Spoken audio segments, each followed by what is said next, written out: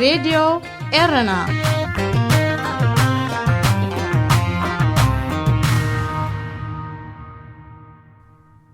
عزوز سلامتنا تقبلوا أبستفلالي كورنعت علم كوينكم نمدبات راديو إيرنا التكتاتلو زخبركم سمعتنا أبنيلو مصوني كلتا مقابيت كلتا شحن إسران فنوى راديو إيرنا فلما واترسوني بوين سليمان ناتدالو زغرب مدبجنا قدام حيزنا لكم قريبنا لنا نعقو بمسعب دما ملأختاتكم بتليفون تلقلو مدب أب مود أتا دما كاب ملكي ناب ديمقراسي حمشاي كفال كان أربالكمنا كساب فتسامي مدبنا مسانا حبيركم كتسانحو بخبرن دا عدامكو أبناي لومي أرسا زينا مسنساقر زور رواندا ناتنائل تعوات مالياتات بجا صعدان بلوص تقدادا ما يافريكان كوينو إثيوبيا أب كل الدبوب أب مونغو سراويتن هزبن بستوغوهار ججت حيالو سبات تقاتلهم أب إثيوبيا 13 غناداوين زركبهم 15 سرحتنياتات تكال قبرسناي تأسيروم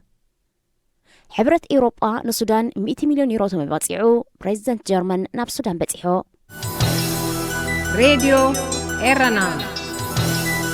ناتا دمت إيرتراويان علتاو زينا إيرتراو تقدادا ماينات نقل تسفاتيون وناني بيج أماليا زروان داخل التشحن إسران كوينو أب تورلا تروبيكال أميسا بونغو غابون سان حانت كال إتن بيج أماليا سانانات نقل نزنا يسنبت حد مقابيت كبرز بقع أب سالساي مدرخ كاب كازاكستاناوي فيدروب نزمن زعا بيج أماليا أب زغط صلحة مشة مدرخات نمو حاسا مس بتصوتو حيال كالسي دحر مكياديو ناتنا إل بجكان بيج أماليا نتسعدا ماليا كومون نماليا بلوز أفريقاون نحلالو وسيدوانيو أبزنا شاموناين موداتان مدرخ قددم زو رواندا كالاي درجة حيزون زأتو روانداوي مويسا مجيشا ناي حدا دقيقن سالاسا كالإتاتن غاقان تفلو زأتو ناتنا إل بمويسا مجيشا سالاسان كلتن كالإتاتكوا انت تخصبلو أقدمو فتيرو بيتس أنحر حبز بالا في الليقن نسعرات كالا عيكالن إيرتراوي داوي تيماني بوغانو أبز زور تشلام قطاليا ماليا قطبتا وددر نموخان باقعيو بحفشا إيرترا أبزنايلو معمد زور بجكا نماليان نقص عقبن نايقان تماليان نسترفا كل نمالياتات النابكب حاقت أتوان بمخالا تقدا دمتان أسلت آنيا سامسوم سلومون أم محبراو من رخبيتات نأدا يحزلو مالو بسنبتا وشت كتماكي قالن استقايدة 8 كيلومتر حك الزنبورو عزيز انكورنا مزازم مدرخ ناي كلب النيبوديلكو تقدا دمايس بقانياوي مانويل ديازيو تعويتلو كبرات سمعتنا بزعبازي أبراندا استخايدة قددن بشكلتان كالا عودتات سبورتن زتوكورة سفيح مدب سبورت أبناي صباح مدب تغتاتلو أب إثيوبيا كل الدبوب أب معرب أمو أب تركب كوابي ماجي أب مونغو سراويت منغستن هزبن بستوغوهار قجت حيالو سوات تقاتلهم اتقجت إن مئسار حلف تسأتات خبابن مقوام هزبي بإسران شمونتن لكاتي بزكايرو سلفقم ستوغوهار من سازينا كابتاقر حبيروم حيلتات ጸጥታ መንግስቲ ነቶም ናይ ተቃውሞ ሰልፊ ዘካይዱ ዝነበሩ ሰባት ንምብታን ብዝኸፈቶ ተኽሲ ብውሕዱ 10 ሰባት ግዳያት ሞትን መቆሰልትን ከም ዝኾኑ ተሓቢሩ ኢትዮጵያ ብዝተፈላለየ ከባቢታት ጸጸኒሑ ተመሳሳሊ ፍጻሜታት ይነቱ እኳ እንተሎ መንግስቲ ወግዓዊ መግለፂታት ክሃበሉ ይሓልፍ ከም ዘሎ ዝውቀስ ካብ ናይ ኢትዮጵያ ዜና ከይወፃእና ኣብቲ ሃገር ኣብ ትካል ግብረሰናይ ክነጥፉ ዝጸንሑ 13 ካናዳውያንን 2 ዜጋታት ተሃገርን ከም ዝተኣስሩ ማዕከናት ዜና ሓቢረን እቶም 10 ወለንተኛታት ዝርከቦም 15 ሰባት በቀዳም 29 ለካቲት ዝተኣስሩሉ ምክንያት ሕጋዊ ፍቃድ ዘይረኸበን ዕለታቱ ዝወደቐን መድሃኒታት ክዕድሉ ጸኒሖም ተባሂልዮ እንተኾነ እቲ ምኩራትን ስነ ምግባር ዘለዎም ሓካይምን ከም ዘለዎ ዝገለጸ ሜዲሲን ሃት ዝተባህለ ማሕበር ግብረሰናይ ነቲ ዝቐርበ ክስታት ነፂጎሎ ብዛዕባ እቲ ጉዳይ ብዝምልከት ምስ ኤምባሲ ካናዳ ኣብ ኣዲስ ኣበባ ብምምኻር ነቲ ጉዳይ ከታተሎ ከም ዘለውን ኣፍሊጦ حبرت أوروبا سودان بتكايدو زلا مسرح مسجار ناب ديمقراطية زلا ودقف بمجلات إن 100 مليون يورو دقف كم زجبر أفليتو التحبرت نتحجز كب مخانو السماوات بمكتل بريزيدنت يوسف بوريل زمراح العلواي لأخنا تحبرت أب سودان بسالس تزيد حرزة كايدو عدتيو التحجز إن السودان بتتأتاتو قطبوت جناتات أم مفتقرنا يسرح عدلاتن مسفح حزبوي أجر جلوتاتن أبركتو كلهم مخانو كوميشنر أهجراوم التحجز جوتا أوربلينن جليتا أب تمساسالي فتصامي ببريزيدنت فرانك فالتر ستاينمير زمراح لعلواي الأخ جرمن أب سودان نايكلتا معلتات وقعو مبصح أكايدو لعلواي الأخ جرمن بإسران شمونتن لكاتيت ناب سودان دحرمتاو مس أبوان بر مساقاقر منقستي جنرال عبد الفتاح البرهانن قدما مينيستر عبد الله حمدوغن بمرخاب أمونغو كلتين هاقرات بسعبات سنحن بحجز هلون متحقاز تميايتو جرمنن سودانن أب لمعتن مكتا واحد سدتنياتاتن زتوكورة حيالو سمعات كم زلوان زفلت إيو ዝኸበርኩም ሰማዕትና ዜና ኣብ ዝተፈጺሙሎ ዝቕጽል መደብና ቦይኑ ስሌማን ዝዳሎ መደብ ጨና ኣዳሚ ክኸውን ሰናይ ምክትታል ሬድዮ ኤረና ናጻ ድምፂ ኤርትራውያን ሬድዮ ኤረና ናጻ ድምፂ ኤርትራውያን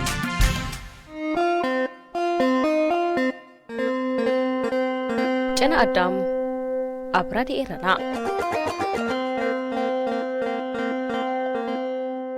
كمي تغنيو كبرات خاثلتي مدب جنا أدام نايلو متحسونه كساف فصام مدب كتكتاتلو زعدمكم ويني سليماني سناي مكتال هذه إذاعة إرنا هنا إذاعة إرنا الدولية حنكاس زوريوس فرسنيا نيملسو زبل مسلا أبوات اللو إذا مسلازي زي ولاولن قنعن ملأختي كمزلوو كابنا أشتون تفتات كبابينا حليفنا أب علماويان زعباتات إنا شع زخصوتو فتسامتات يرقاقتوا بفلايكوا أبز أوانزي أب زمني محبراو ميديا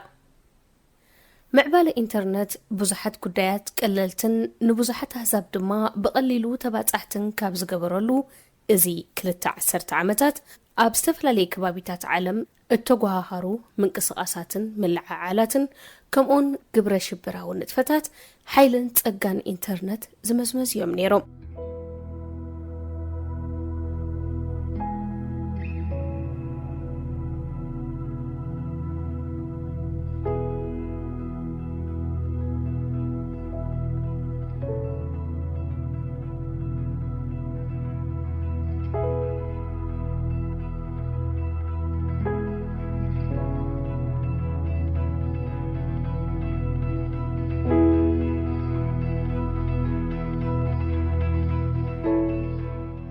أب تاريخ ودسب حيالو عنوتي في الصامتات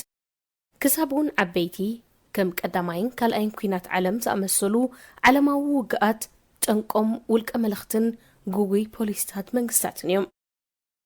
بفوليقنا تران أبركتون مقوها هارزوم كويناتن هلكيتن من مزبال دك أساباتن زخونو ترا ولك أسابات بفولين مرقوح يكاليو ستالين هتلر بوش وزتي النابلنا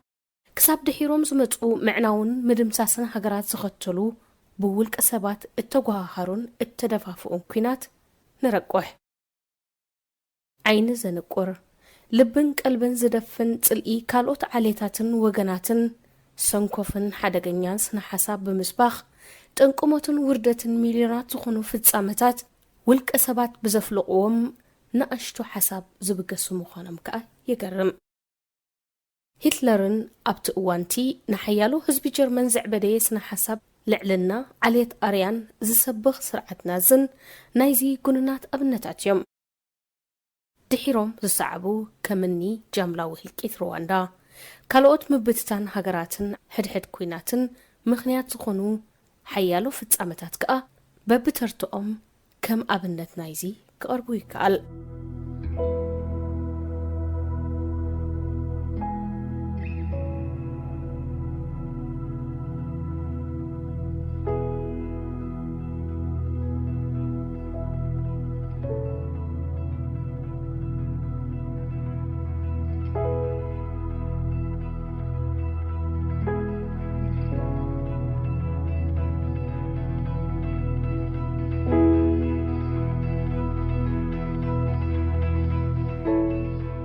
لك قد مع عسرت عمتات حدي نسميناوي مبرق نيجيريان قربابتا حقراتن زنقانقي حدقنيان قونتاون ملععل تلعيلو نيرو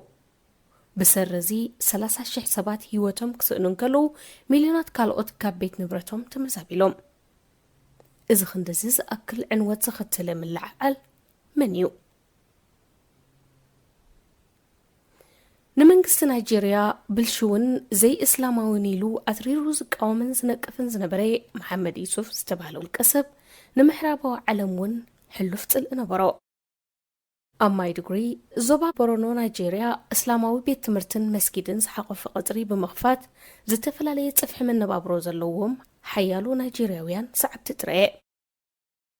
መሐመድ ዩሱፍ ኣዝዩ መሳጥ መዳርን ሰባኽን ካብ ምዃኑ ተላዕለ ሰዓብቱ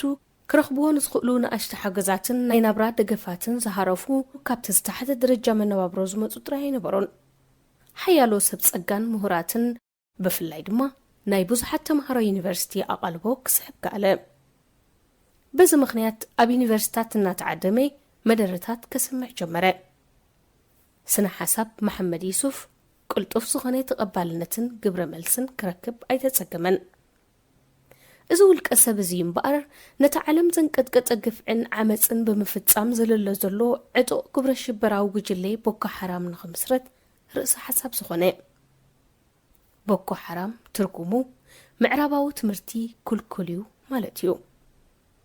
ሽበራዊ ጉጅለ ቦኮ ሓራምን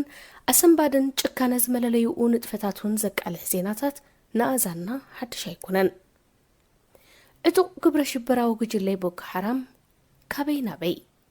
እስኪ ንርአ هذه إذاعة إرنا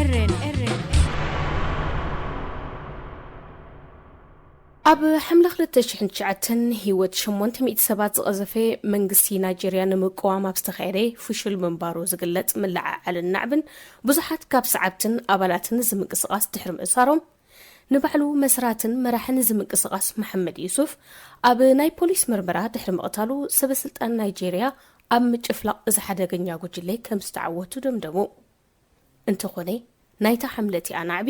መጀመርታ ናይቲ ሎሚ 10 ዓመታት ወሲዱ ዘሎ ኩናት መፈለምታ ነበረት ዓመት ድሕሪ ዝናዕቢ ኣብ 2010 ድማ ናይ መሐመድ ዩሱፍ ሌተናንት አቡባከር ሻካው ሓድሽ መራሒ ግብረ ሽበራዊ ጉጅለ ቦኮ ሓራም ምዃኑ ብወግዒ ንዓለም ኣፍለጠ ዳግም ምቕልቃል ወይ ምፍላቕ ቦኮ ሓራም ብመሪሕነት ሸካው ድማ ኣብ ዝቐጸለ 10 ዓመታት ሓደ ንሓደ እናተክኦ ምስ ምህላውን ሙማትን ውልቀ ሰባት ምንም ምትሓሓዝ ዘይብሉ ጸጸኒሑ ዝለዓል ስነ ሓሳብ ቦኮ ሓራም ከም ዘይተሰዕረን ንምጥፍኡ ነዊሕ ከም ዝወስድ ንጹር ኮነ ኣብ 2011 ቦኮ ሓራም ኣብ ቀጽሪ ውድብ ሕብራት ሃገራት ኣቡጃ ኖታጊ ብምጽዋድ ህይወት 23 ሰባት ዝወሰደን 75 ካልኦት ዝቆሰለን መጥቃዕቲ ድሕሪ ምክያዱ ዓለም ለኻዊ ኣቓልቦ ረኸበ ዝቐጸለ ዓመታት ከኣ ዘሰንብድን ዘስካሕክሕን መጥቃዕትታት ብምቕጻል ኣሕለፎ ኣብ 2013 ክሳብ 15 ኣብ ዝነበራ 2 ዓመታት ጥራይ ህይወት ልዕሊ 11,000 ዝበዝሑ ቆልዑን ደቂ ኣንስትዮን ዝርከብዎም ሰላማውያን ሰባት ኣጥፈ ዳርጋ ምዝዛም ዓመት 2015 ድማ ንዝበዝሕ ክፋል ኣውራጃ ቦሮና ናይጄርያ ኣብ ትሕቲ ቁፅጥር ኣተወ መጥቃዕትታቱ ኣብ ናይጄርያ ከይተሓጥረውን ኣብ ጎረባብቲ ሃገራት ካሜሩን ጫድን ኒጀርን ህላውነቱ ክረጋግጽ ፋሕተርተር በለ በዚ ምኽንያት ድማ ኣብዘን ሃገራት 2.2 ሚልዮን ህዝቢ ካብ መነባብርኡ ተመዛበለ እቲ ብሓደ ኣብ እዋኑ ንብዙሓት ጽሉልን ሃይማኖታዊ ኣኽራርን ሰብ ጥራይ እምበር ከምዚ ዝኣመሰለ እሳት ክኽፍክፍ ምኽንያት ክኸውን እዩ ዘይበልዎ ስነ ሓሳብ መሐመድ ዩሱፍ ንዓለም ዘንቀጥቀጣን ዘርዓዳን ግን እቲ ኣቓልቦን ራዕድን ንምርካብ ዘካየዶ ጭውያ ተምሃሮ ደቂ ኣንስትዮ ቆልዑ ካብ ኣሕዳሪ ቤት ትምህርታት እዩ ሓንቲ ለይቲ ኣብ ሚያዝያ 2014 ናይ ካልኣይ ደረጃ ተምሃሮ ኣዋልድ ቦርዲን ቺቦክ ኣብ ጥዑም ድቃስና ህለዋ ዕጡቓት ቦኮ ሓራም ብምምጻእ 276 ኣዋልድ ወሰዱ ካብ ሙሉእ ዓለም ንምምላስ እዘን ኣዋልድ ዝጽውዕ ድምፅታት ተሰምዐ ሰላማዊ ሰልፍታት እውን ተገብረ ወላ እኳ ኣብዚ ዝሓለፈ 5 ዓመታት ልዕሊ 100 ካብኣተን ናብ ቤተን እንተተመልሳ እተን 100 ካልኦት ግና ክሳብ ሎሚ ኣይተመልሳን ንሃልዋተን ዝምልከት ዝተፈልጠ ነገር እውን የለን እዚ ኣብ ልዕሊ ኣዋልድ ተምሃሮ ቺፖክ ዝፈጸምዎ ጭውያ ንቦኮ ሓራም ዓቢ ህዝባዊ ኣቓልቦ ከም ዝረኽቡ ከም ዝገበሮም ኣርኣዮም ኣይጸንሑን ድማ 4 ዓመታት ጸኒሖም ኣብ 2018 ካልኦት 110 ኣዋልድ ተምሃሮ ካብ ከተማ ዳቺ ጨወዩ ካብዚኣተን መብዛሕትአን ድሕሪ ወርሒ ክልቅቓን ከለዋ ልያ ዝተባህለት ክርስቲያን ተምሃሪት ገና ክሳብ ሎሚ ተታሒዛ ትርከብ ካብ 2003 ክሳብ ሎሚ ብቦኮ ሓራም ናይ ተጨው ይቆልዑ ቁጥሪ ልዕሊ 1,000 ከም ዝበጽሕ ሰነዳት ይረጋግጹ።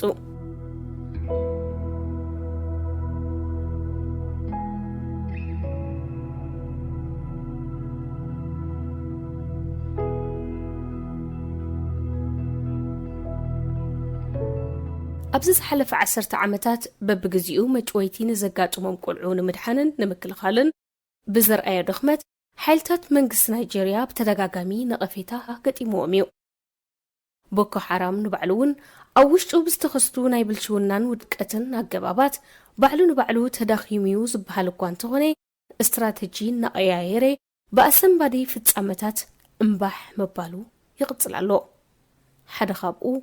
ነቶክቲ ብዝተኣሰረለን ደቂ ኣንስትዮ ገይሩ ነፍሲ ቅትለታዊ መጥቃዕቲ ምፍጻም እዩ። እቲ ን10 ዓመታት እተዋግኦ መንግስቲ ናይጀርያ ነዚ ግብረ ሽበራዊ ጉጅለ ክቆጻጸር ዘይምኽኣሉ ንድኽመት እቲ መንግስቲ ዘቃልዕ ምዃኑ ብዙሓት ይወቕሱ። መንግስቲ ናይጀርያ ግን ቦኮ ሓራም ኣብ ዘለኹ ትብሎ ኣብቲ በዚ ጸኒሑን ክትብሎ በዚ ኣንፈቱን መበገሲኡን ብዘይፍለጥ ኣካያይዳታት ዝኸይድ ኣዝዩ ሓደገኛን ኣብ ብዙሕ ከባቢታት ህላዊኡን ጽልውኡን ብምስጢራት ዘስረጸን ብምዃኑ ምንቅስቓሳቱን ስልትታቱን ከምኡውን መዕለቢኡ ክትጥንቅሮ ኣሸጋሪ ከም ዝኾነ ይምጎት። በቲ ኮይኑ በቲ ግና እቲ ቅድሚ 10 ዓመት ብሓደ ሕሉፍ ተጸያኒ ምዕረባዊ ዓለምን ተጣባቕን ሓላውን ሃይማኖታዊ ክብርታት ከባቢኡን ከም ዝኾነ ብዝሰብኽ ውልቀ ሰብ መሲሉ ዝጀመረ ስነ ሓሳብ ሎሚ ብዘሰቅቕ ተግባራቱ ዝፍለጥ ዕጡቕ ግብረ ሽበራዊ ጉጅለ ቦኮ ሓራም ዝፈጠረ እዩ። እዚ ፍጻመ እዚ ንዓለም ዘርኣዮ ነገር እንተሃልዩ ሓደገኛ ሓሳባት ዝዝርግሑ ውልቀ ሰባት ዘይምንዓቕን ሸለል ዘይምባልን እዩ። ኣውራጃዊ ሃይማኖታውን ዓሌታውን ካልኦት ጥንታውያን ስነ ሓሳባት ንምዝርጋሕን ናብ ህዝቢ ንምስራፅን ላዕልን ታሕትን ኣብ ዝበሃለሉ ዘሎ መድረኽን ማሕበራዊ ሚድያ መዝሚዝካ ዝምድበደሉ ዘሎ እዋን ህዝቢ ኤርትራውን ጽባሕ ንግሆ ቦኮ ሓራማት ክጸርዩ ንዝኽእሉ ገፈል መፈሉ በኣግኡ ይግራሕ። هذه إذاعة إرنا. ክብራት ኸያትልትና ናይሎ ምትሕዝቶ እዚ ትከታተልዎ ጽናሕኩም ነይሩ። ኣብ ዝመጽእ ሰሙን ብኻልእ ኣርእስቲ ደጊምና ክንራኸብ ኢና። ክሳብ ሽዑ ሰሰናይ ንኹልና ድሓንቀኒ እዩ። هذه إذاعة إرنا.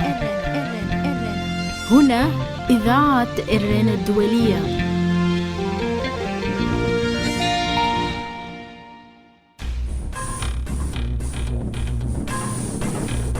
መልእኽታትኩም ናብ ሬድዮ ኤረና ኣብዚ መደብ እዚ ካባኹም ካብ ሰማዕትና ንዝመፁ ርእይቶ ነቐፌታ ማኣረምታን ካልእን ዝቐርበሉ መደብ እዩ። መርሓባ ዮኒ ደስታ በሃል ካብ ካናዳ ሎም መደወሊ ምኽንያት ንምስጋኒ እዛ ሽኩሪና መደብና ንኽትድንፈዕ ኢድ ዘንበሩ በዓል ስና ሓርማዝ ምስጋና ዝግብኦም ሰባት ጥዒርካ መስግን ኣለየ እናዓርኪ የግዳስ ቅርድ ብለኒ ነገር ብግጥሞም ሓሳብ ተሰሚዑ ክድርበ ከሎ መውሓጥ ኣገኘኒ ነዚ ስለዚ ኣይተገበርና ሓይሽ ካልኣይ እኻ ቅፅሎ ኩሉ ግዜ ፅልዋ ዘለዎ ሰብ ተጠማቲ ዓይኒ ስለ ዝበዝሖ ነቐፌታ ገለገለ ክበዛሕካ ግድን እዩ። ስለዚ በርትዕ አንድ حقوق نون بيدني يخلو لك هذا اللي ينحاول بس باغي تقرج رد أكاد يلي نقول نمبر تاريخي خاط سرح بالله الذي كتسلو لك هذا اللي قال نعوالات ريدي ورنا بمولو مسقانا غرب اللي فالله حرقو قال لنا تيغان دمقان كيف لك بل اللي يبونه مسقانا زقباءكم أولاتكم فأهم حبناتنا قتلوا ينحوي باي روح سنبت دستا بحال ካብ ብሪቲሽ ኮሎምቢያ ካናዳ ሰላም ረድኤረና ከመለኹም ዝሓሊኹም ንሳኹም ዘለኹ ኣድናይ ሓጎስ ዝቕመጠለዉ ቦታ ሆላንድ ኩሮኒንከን እዩ ክህቦ ደልዮ ዘለኹ ሓሳብ ኣብዚ ለምጠነ ተፈጢሩ ዘሎ ኣብ ትግራይ እዞም ህፃናት ዘለዉ ቆልዑ ዘለዉ ኣሕዋትና ኣሓትናን ንሊብያ ሱዳን ገጦም ነዚ ዕግርግር ተፈጢሩ ዘሎ ብስርዓት ህብረት ንሊብያ ገጦም ይኣንፍቱ ስለ ዘለዉ ሓበሬታ ከተመሓላልፉ ክተቕትሉ በዚ ኣጋጣሚ ክሕብረኩም ፈቱ በቲ ትገብርዎ ዘለኹም ተሳትፎ በቲ ትገብርዎ ዘለኹም ትፅዕርዎ ዘለኹም ንሰላምን ንቅሳነትን ህዝቢ ኤርትራ ከዓ ቀፅልዎ ክብለኩም ፈቱ እዛ መልእኽተይ እንተመሓላሊፍኩምለይ ደስ እንበለኒ ሓጀኹም ክድውለይ ከዓ ተውሉ ኢኹም ሰላም ሬድዮ ኤረና ማሸብር ባህል ካብ ሽወደን ሕጂ መደወሊ ቁሩብ ናይ ሻቁሎት ዘንቆሎ ምድዋሊ እሱ ከዓ በዚ ኮሮና ቪሩስ ዝበሃል ኣብ ሙሉእ ዓለም ተስፋሕፊሑ ዘሎ ኣብ ኣፍሪቃ ክገለመለ ከም ዘይኮነ ብዘይካ ብግልፂ ተቢሉ ነይሩ ኣይተነግረን ርግፀኛ ኤርትራ ተለቢዓ ከም ትህሉ ስለምንታይ መዓት ቻይኒዝ እዮም ዘለዉ ስለዚ እዚ ክቀላዕ ኣለዎ ክንገር ኣለዎ መዓት ቻይኒዝ እዮም ዝኣትውን ዝወፁን ሙሽሙሽ ኣብኡ ዘሎ መራሒ እውን ምስኦም ፅቡቅ ርክብ ስለ ዘለዎ ሰባት ናብኡ ይልእኽ ይመፁ እዮም ስለዚ ዓብ ሓደጋ እዩ ክወርደና ዝኽእል ምዃኑ እኳ ሕማም ኣንበጣ ወዘተ ክመፅእ ከሎ ዳርጋ ከም መሳርሒ ይጥቀመሉ ኢሳያስ ስለዚ በዚ ክንስከፍን ክንሸቐልን ኣለና ምዃን ሬድዮ ኤረና እቲ ዝሃብኩምዎ መግለፂ ብዛዕባ እዚ ኮሮና ቫይረስ ብጣዕሚ ፅቡቅ እዩ ንህዝቢ ሓብሩ ተመሪእኹም ዘለኹም ብጣዕሚ እግርኒ ስለዚ እዚ ክብል እየ ዝእቡሽ ብካልእ ብጥሜትን ብሕማም እንዳወዳእና ከሎ ሕጂ ድማ ናይ ኮሮና ቫይረስ ቀደም ክመፅእ ከሎ ዝገደደ ዝኸውን እቲ ዝደልዮ ዝኾነሉ ዘሎ ስለዚ ህዝብና ተቃሊዑ ዘሎ ሓደ ብጉድለት ጥዕና ብጉድለት ፅሩይ ማይ ብጉድለት ኤሌክትሪሲቲ ብጉድለት መግቢ ቀረብ ወዘተ ስለዚ ኣብ ጥሜት ዘለዎ ኣብ ተጠቅዐ ሰብ ቫይረስ ብፍጥነት ዝላባዕ ስለዚ ኣብዚ ዓብ ጥንቃቄ የድሊ እዩ እሞ ነእዊ ንህዝብና ነእውየሉ ንንገረሉ እዚ ክብል ይቀኒየለይ እዚ ድምፂ ራድዮ ኤረና እዩ ሄሎ ሬድዮ ኤረና ካብ ሓይልታት ምክልኻል ኢና ንድውለልኩም ዘለና ክብሮም ዳፍላ በርትዕ ኣብ ጎንኻ ኣለና ኩሉ ህዝቢ ዝከታተለካ ኢልኩም መልእኽቲ ብፅሑልና ቀሪብና ክብሮም ዳፍላ በርትዕ ኢኻ ቀፅለሉ ኮርሳ ክብሮም ዳፍላ ኣብ ጎንኻ ኣለና ቻው بمجمريا خموترون ملوكم سمعتن تواسعتن راديو إرينا عبزوري عالم زلوكم سلامتاي يقدم كابزد مغطال كاها انت غني خان انت نبير كان بزوح سلا زرعن سمعن انه زتكمن زي تكمن قد حقرنا مع التاودي وليتاوي كنسمع زبك عنا رب العالمين مسقانا يكون نو قربن بار اسكالو مع التبحان تمسلا عبوتاتنا في جمر انت كنت هو نظام السلا لكم كتحاسبوا بهارياو سلوزغوني انهم بقى تمثل كبرات احوات ارتراويان اما انت قفحي عنك في ودقكا انت تصبكا خي حقسيلو كم قشا يترفكاي بحال مثل كان تانزا كان ديو ابز حالف السامنتات كلها هنا سمعنا ونايحلو لو كلمة ايق بزي ابعد حلو عريد زولو فولي سيطانا وفترة ومن كألوتن كجمجم بقعات زي بلسب كم أول نتيجة مرحوز الله هجرن هزبن بجبوك كم حدر زي كعلي بقعد زي بلو مرحي لوነት ጎራብቲ ሃገራት ኣብ ዘይምልከቶ ጣልቃ ምትእትታው ኣይመድለዮን ኣብ ክንዲ ዘይምልከተካ ምግባር እዮ ገዛኻ ምግባር መሓሸ እንተኾነ ግን እቲ ንቡር ኣይተገብረን ከምቲ ብገለገለ መሪሕነት ወያነ ነበር ዝተባህለ እምላልዕ ሰማዕ ኮራ ዘይከደነት መሬት ከደነት ኮይኑ ነገራቱ እዚ ብሂል እዚ ንዓቕምታት ክህብንም ንዘይክእል ሰብ ሚእቲ ኻሚእቲ ይግብኦ ዓቕምታት ህዝቢ እንዳጥፋእካን እንዳበታተንካን ኣብያተ ትምህርታት ይኹን ሕክምና ንቅድሚት ዘይኮነስ ንድሕሪት ከም ዝጉተት እናገበርካ ብተወሳኺ እውን ማይ ይኹን መብራህቲ ንህዝቢ ከተቕርብ ብቕዓት ዘይብልካ ክንስኻ ብዛዕባ ኢትዮጵያ ይኹን ደቡብ ሱዳን ከምኡውን ሪፐብሊካዊት ሱዳን ብዛዕባ ምምሕዳራቶም ክትዛረብን ክትወራዘይን ናይ ጥዕና ድዩስ ናይ ጽላሌ እቲ ፍርዲ ናብ ሰማዕቲ ይጎድፎ ካብቲ ብዙሕ ዝበሎ ገለገለ ሃለውለዋት ከም ወከሲ ክኾነናስከ ክንጠቅስ ሓደ ወይዳኣ ምስማዕ ኣብዮምና እምበር ብኣግኡ ነጊርናዮም ነርናይና ፌደራላዊ መንግስት ኣድላይነት ዘይብሉ ዘይሩ ክሳብ ንብትታን ከብፀሓኩም ይኽእል እዩ ኢልና መሲርናዮም ክሰምዑና ግን ኣይከኣሉን ኣይደለዩን እውን ካብቲ ዝፈራሕናዮ ከዓ ዓዲ ኣይወዓልናን ሕጂ እውን እንትኾነ ምርጫ ኣይድልየኩምን እዩ ንብሎም ኣሉና ካብዚ እንሪኦ ዘለና ህልዊ ኩነታት ኢትዮጵያ ብጣዕሚ ሰግእ እንተደኣ ዝከኣል ኮይኑ ወረ መታን ኢትዮጵያ ከይትፈርሲ ጸሎት ንግበረላ እናበለ ካድራቱ ኣዋናጭፉ ጭድር አንቱም ሰባት ሰይጣን ደኣ ካብ መዓስዩ ጸሎት ገይሩ ዘብጽሐ ዘበነ ግርምቢጥ ማይ ነዓቅብ ይበሃል እታ ኣብዛ እዋን እዚኣ ትፈርስን ተዓንን ትጠፍእን ዘላስ እንተደኣ ርዳዕና ልዩ ኮይኑ ባዕሉ ከም ዝበለውን ዓሰብ የላን ምጽዋዕ የላን ፋብሪካታት ነይሩ ሕጂ ግን የሎን ጡጥ ንዓል ግድር ነይሩ ኣብዚ እዋን ዝገን ጠፊኡ ብግዜ ባዕዲ ኤርትራ ጽቡቕ ነይራ ሕጂ ግን ዓንያ ይብለና ኣሎ ኣግሂዱ ብሓፂሩ ኣብ ምሕዳረይ እቲ ንቡር ዝነበረ ዘይንቡር ኮይኑሎ ኢሉ ብኣዋጅ መልክዕ ነጊሩና ከምዚ ዝበለ ተወዳዳሪ ዘይብሉ ንዕቀት ህዝብን ሃገርን ኣብ ታሪክ ህዝቢ ዓለም ቅድሚ ሕጂ ዘጓነፈ ኣይመስለንን እንታይ ምገበር ኣይትተዓደሎ ተዓዲልና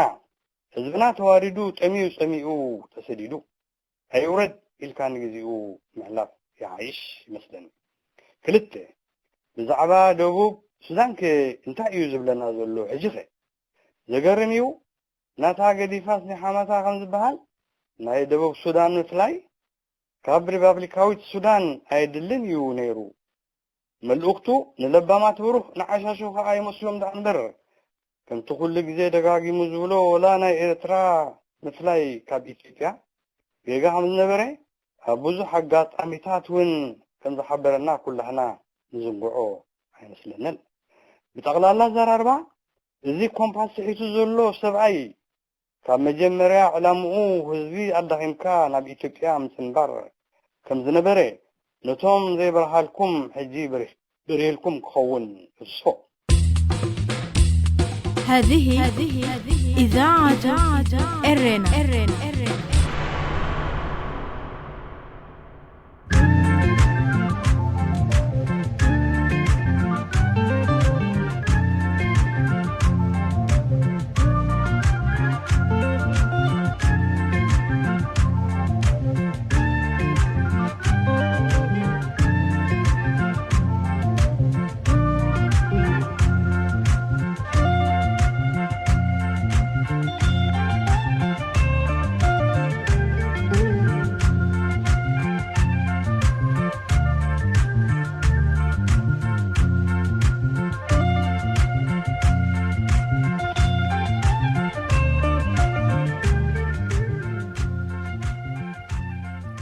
ካብ ምልኪ ናብ ዴሞክራሲ እምረታዊ መኻን ንሓርነት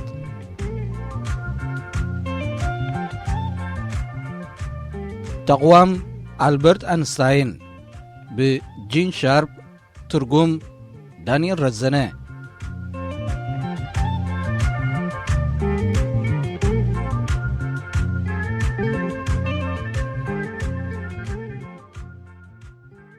ህዝባዊ ሕንገዳን ኣብያን ፖለቲካውን ማሕበራዊን ኩነታት ብፍላይ ድማ ርክባት ስልጣን ክቕይር ስለ ዝኽእል መልካዊ ስርዓት ኣብ ቁጠባዊ ማሕበራውን ፖለቲካውን ህይወት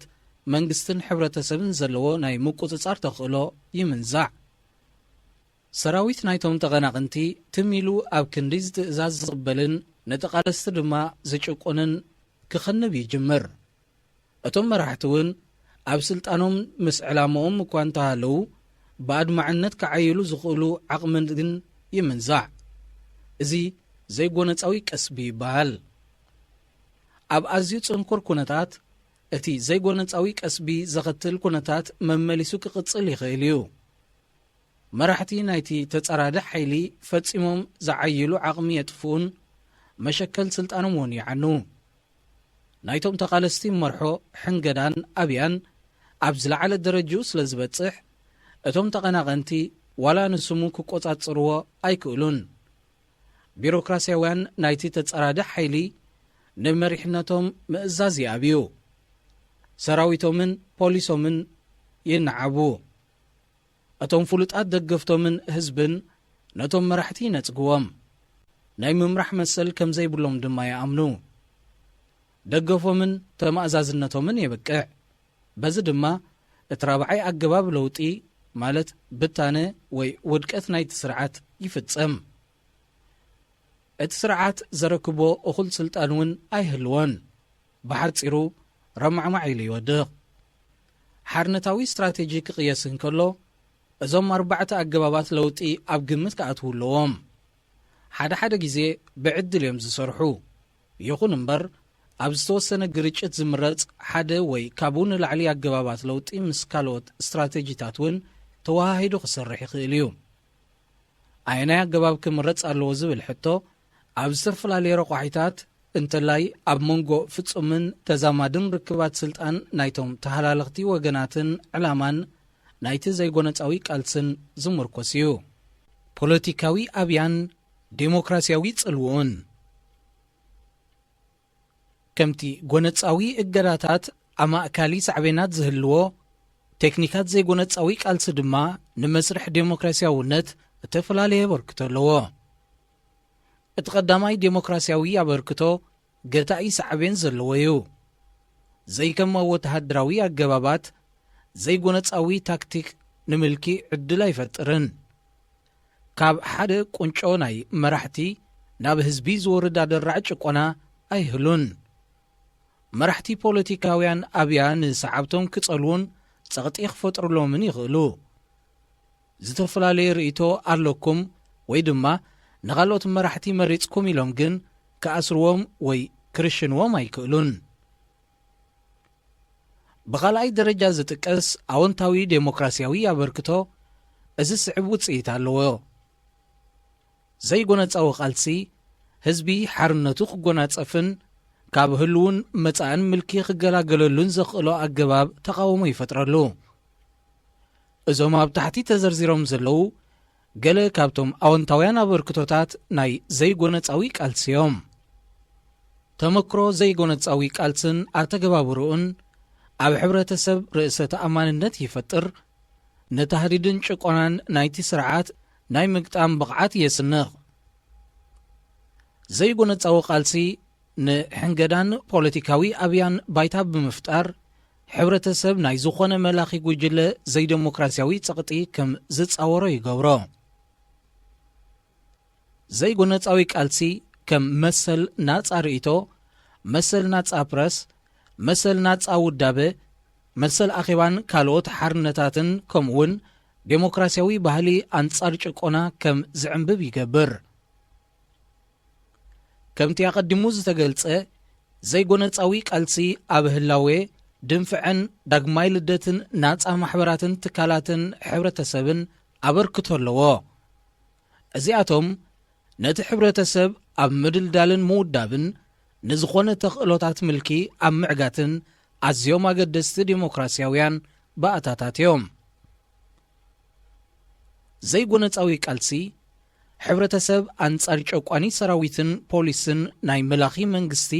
ሓይሊ ንኽድልብ ዕድል ይፈጥረሉ። ዘይጎነፃዊ ቃልሲ ሕብረተሰብን ናጻ ትካላትን ምንጭታት ስልጣን ንኽቆጻጸሩ ወይ ድማ ንኸንጽፍዎ ዕድል ስለ ዝፈጥረሎም ዕብለላ መሪሕነት ክህሉ ኣይክእልን። ረብሓታት ዴሞክራሲ ድማ ይዕቀብ። ሕልኽላኻት ዘይጎነጻዊ ቓልሲ ኣብዚ ምዕራፍ እዚ ከም ዝረኣናዮ ዘይጎነጻዊ ቓልሲ ዝተሓላለኸ ቴክኒካት ማሕበራዊ ተግባር ኮይኑ ዝተፈላለየ ገባባትን ሜላታትን ለውጢ ከምኡውን ፍሉጥ መምዘኒ ጠባያት ዘጠቓለለዩ። ፖለቲካዊ ኣብያ ብፍላይ ኣንጻር ምልኪ ውፅኢታዊ ክኸውን እንተ ደኣ ኮይኑ ጥንቁቕ መደብን ምድላውን የድልዮ። ተቓለስቲ ካብኣቶም እንታይ ከም ዝጥለብ ምፍላጥ የድልዮም። ዘድሊ ንዋት ክቕረብ ይግባእ። ዘይጎነጻዊ ቃልሲ ብኸመይ ዝበለ ኣድማዒ መገዲ ክስርሓሉ ከም ዝኽእል ቀየስቲ ከምርምርዎ ይግባእ። ኣብ ዝቕጽል ምዕራፍ ኣድህቦና ኣብዚ መሰረታዊ ነጥብ እዚ ማለት ኣድላይነት ስትራቴጅያዊ ውጥን ዘተኮረ ክኸውን እዩ። ሬድዮ ኤረና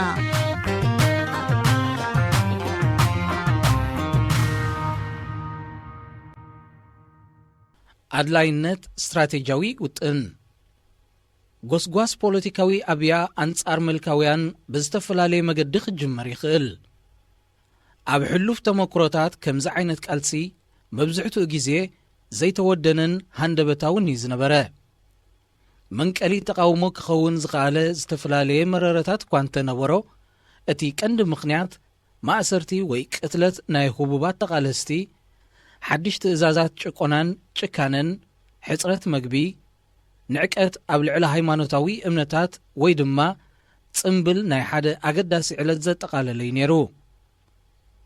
ኣብ ገለ እዋናት ዝተወሰነ ተግባር ናይ መልእኽቲ ንሕብረተሰብ ብሃንደበት ኣለዓዒሉ ክመጽእ ይኽእል እዩ ተባሂሉ ናብ ዘይተገመተ ናዕቢ ዘምርሓሉ ኣጋጣሚታት ነይሩ። ኣብ ካልእ ኣጋጣሚታት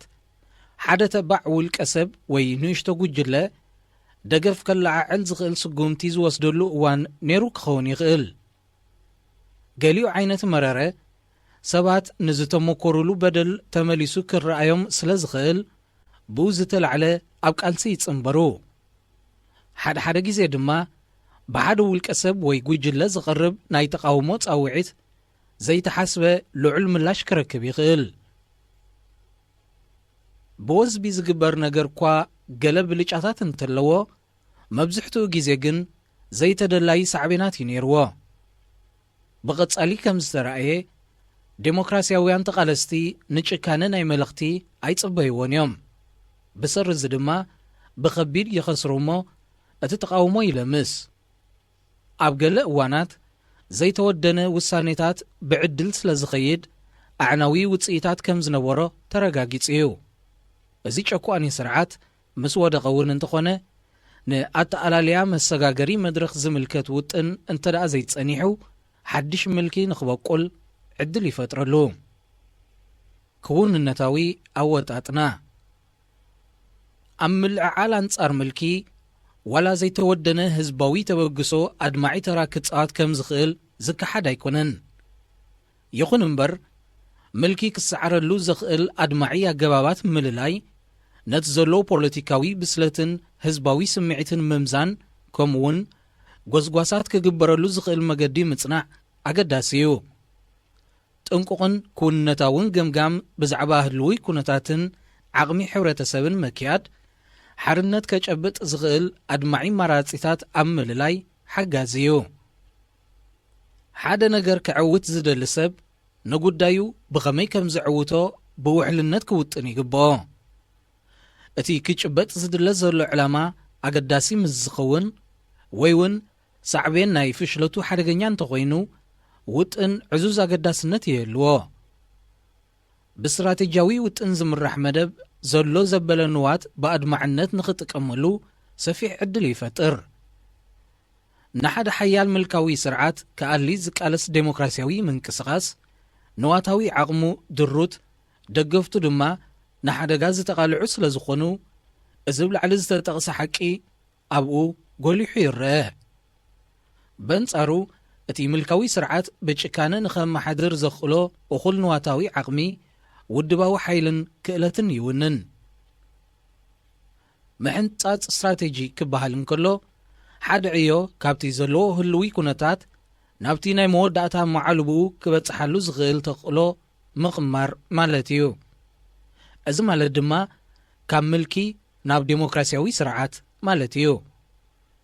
ዕላማ ንምዕዋት ዝሕንጽጽ መደብ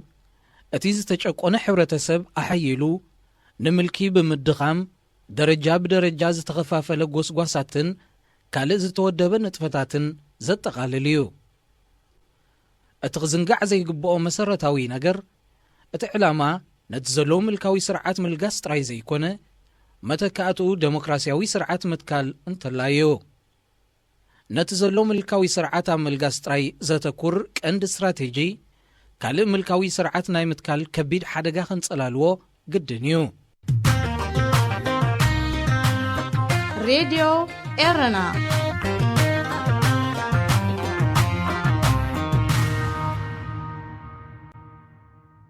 ኣብ ምውጣን ዘጋጥሙ መሰናኽላት ኣብ ዝተፈላለየ ክፋላት ዓለም ዝርከቡ ተጣበቕቲ ንሓርነት መሰናኽላት ሓርነት ንምግጣም ዘኽእል ትንተናታት ብምሉእ ዓቕሞም ኣይሃቡን ኣገዳስነት ጥንቁቕ ስትራቴጃዊ ውጥን ስሕት ኢሎም ጥራይ ስለ ዘለልይዎ ብዙሕ ኣብ ግብሪ ኣይወዓለን ስለምንታዮም ግን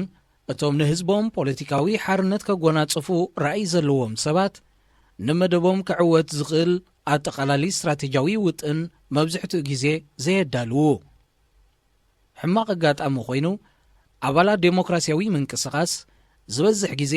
ብዛዕባ ስትራቴጃዊ ውጥን ልምዲ ዘይብሎም ስልጠና ዘይወሰዱ ወይ ድማ ኣድላይነቱ ዘይረኣዮም እዮም እዚ ኣዝዩ ከቢድ ጉዳይ እዩ መራሕቲ ተቃውሞ ብዙሕ ግዜ ብመልእኽቲ ስርዓታት ስለ ዝጋፍዑን ግዜ ዘይህብ ሓላፍነት ድማ ስለ ዝውጥሮምን ስትራቴጃዊ ኣተሓሳስባ ከማዕብልሉ ዝኽእሉ ጥበብ ንምኽዕባት ኣራኽቦ ይስእኑ ስለ ዝኾነ ድማ እቲ ዝህሉ ልሙድ ተርእዮ ንተበግሶታት ምልኪ መልሰ ግብሪ መሃብ እዩ ከም ሳዕቤኑ እቲ ተቃውሞ ኩሉ ግዜ ኣብ ዝተወሰነ ድፋዕ ናይ ሓርነታት ተሓፂሩ ንኣካይዳ ናይቲ ዘሎ ምልካዊ ስርዓትን ናይ ዕብለላ ፖሊሲታቱን ብደፋእታ እናመከተ ተኸላኻሊ ስጉምታት ጥራይ ዝወስድ ገለ ውልቀ ሰባትን ጉጅለታትን ኣድላይነት ሰፊሕን ነዊሕ ዝጠመተን ውጥን ኣብ ሓርነታዊ ምንቅስቓስ ከይረኣዮም ይኽእል እዩ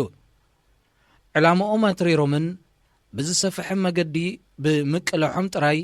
ክዕወት ይኽእል እዩ ዝብል ዘይብሱል ኣተሓሳስባ ክሕድሩ ይኽእሉ እዮም ገሊኣቶም ድማ ኣብ መትከሎም ጸኒዖም ብምቅላስን ንጸገማት ብምብዳህን ጥራይ ንዕላማታቶም ከተግብርዎም ዝኽእሉ መሲሉ ክረኣዮም ይኽእል እዩ ሰብኣዊ ዕላማታትን ክብርታትን ብዓውታ ምቅላሕ ተኣማንነትካ ንዕኦም ድማ ምግላጽ ዝነኣድ እኳ እንተኾነ እዚ ንበይኑ ግን ንምልካዊ ስርዓታት ወጊኑ ሓርነት ከጎናጽፍ ዝኽእል ኣይኮነን ገለ ግሩሃት ተቃወምቲ ድማ ጎነጽ ብምዝውታር ጥራይ ሓርነት ክጭበጥ ዝኽእል ይመስሎም ኣቐዲሙ ከም ዝተገልጸ ግን ጎነጽ ዋሕስ ናይ ዓወት ኣይኮነን ኣብ ክንዲ ናብ ሓርነት ናብ ስዕረት ናብ ህልቂት ወይ ድማ ናብ ክልትዩ ኽምርሕ ይኽእል ኣብ መብዛሕትኡ ኩነታት እቲ ምልካዊ ስርዓት ንጎነጻዊ ቃልሲ ኣደልዲሉ ዝዓጠቐ እዩ ወተሃደራዊ ክውንነታት ድማ ሳሕቲ ጥራዮም ንረብሓ ዴሞክራስያውያን ዝኾኑ ገለ ተቓለስቲ ድማ ንተግባራቶም ኣብቲ ንዕኦም መሲሉ ዝረኣዮም ስምዒት ዝተመርኮሰ ይገብርዎ ከምዚ ዓይነት ዝምባለ ርእሰ ምእኩል ጥራይ ዘይኮነ ብሉጽ ሓርነታዊ ስትራቴጂን ምዕባል እውን ኣየኽእልን ሓደ ሰብ ነይርዎ ኣብ ዝበሃል ብሩህ ሓሳብ ዝተመርኮሰ ውጥን እውን ድሩት እዩ እቲ ብሓቂ ዘድሊ ነገር ነቲ ዘሎ ምልኪ ንምቅላስ ቀጺሉ ዝመጽእ ስጉምታት እንታይ ምዃኑ ዝእምት ኣብ ጥንቁቕ ቅመራ ዝተመርኮሰ ውጥን እዩ ብዘይ ስትራቴጃዊ ትንተና ጥንቁቕ መጽናዕቲ ክህሉ ስለ ዘይክእል መራሕቲ ተቃውሞ ነቶም ኣብ ዓወት ዘብጽሑን ደረጃ ብደረጃ ዝውሰዱን ስጉምታት እንታይ ምዃኖም ክፈልጥዎም ኣይክእሉን ተባላሓትነትን ብሩህ ኣተሓሳስባን ኣገደስቲ እኳ እንተኾኑ ስትራቴጃዊ ረብሓ ናይ ዴሞክራስያውያን ሓይልታት ንምድንፋዕ ብውሕልነት ክስርሓሎም ይግባእ። ኣንጻር ምልኪ ዝቐንዕ ዝግብኦ ተግባራት ኣዝዩ ብዙሕ ብምዃኑ በየን ክጅመር ከም ዘለዎ እውን ምፍላጡ ስለ ዘጸግም ገለ ሰባት ኩሉ ነገር ብሓንሳብ ግበርዎ ኢሎም ክመኽሩ ይኽእሉ። እዚ ሓጋዚ መሲሉ እኳ ክርአ ዝኽእል እንተኾነ ዘይከኣል ነገር እዩ፣ ብፍላይ ኣብ ድኹም ምንቅስቓሳት። ብተወሳኺ ከምዚ ዓይነት ኣሰራርሓ ንዘሎ ድሩት ጸጋታት ብኸመይ ከም እንጥቀመሉ በየን ከም እትጅምርን ኣበይ ከተተኩር ከም ዘለካን ክትፈልጥ ኣይኽእለካን እዩ። ገለ ሰባት ወይ ጉጅለታት ኣድላይነት ውጥን ክረኣዮም ዝኽእል እኳ እንተኾነ ነቲ ጉዳይ ከም ናይ ሓፂር እዋን መደብ ወይ ድማ ከም ስልታዊ ነገር እዮም ዝርእይዎ። ናይ ነዊሕ እዋን መደብ ኣድላይ ወይ ድማ ዝከኣል መሲሉ ዘይረኣዮም ኣሎ። ሓደ ግዜ ብመንጽር እስትራቴጃዊ ረብሓታት ምሕሳብን ምትንታንን ይጽግሞም። ብደቀቕቲ ነገራት ኣንፈቶም ብምስሓትን ንተጻረርቶም መልፀ ግብሪ ብምሃብን ነቲ ብዴሞክራስያዊ ተቃውሞ ዝግበር ተበግሶታት ብግቡእ ኣይጥቀሙሉን።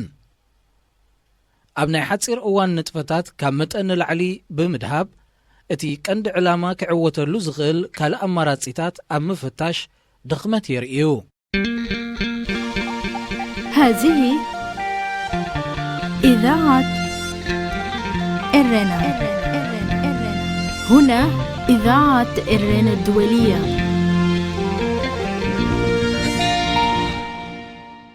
ዝኸበርኩም ተኸታተልትና ነዚ ሰዓት እዚ ተዳልዩ ዝነበረ ሓፈሻዊ መደባት ሬድዮ ኤረና ብቋንቋ ትግርኛ ኣብ ተፈጺሙሎ። ሬድዮ ኤረና